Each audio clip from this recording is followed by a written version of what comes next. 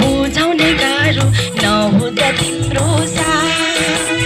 यो एक मनलाई बुझाउने गाह्रो नहुँदा तिम्रो साथ ढाकरमा रस फुल्यो भन्ने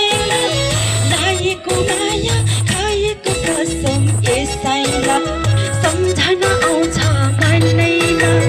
लाएको माया खाएको कसम यसैलाई सम्झना आउँछ भन्दैन खै त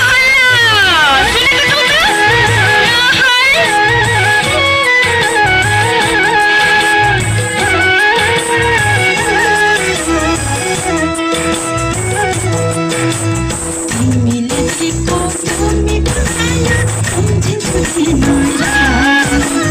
तिमीले दिएको त्यो मिठो माया सम्झिन्छु तिमीलाई सम्झेर बस्नेछु आसैमा सम्झेर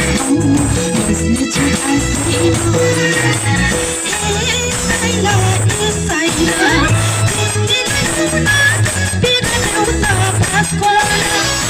छोटो हाम्रो यो चोखो माया यसैलाई जिन्दगीसँगै काटौँ छोटो हाम्रो यो चोखो माया यसैलाई जिन्दगीसँगै काटौँ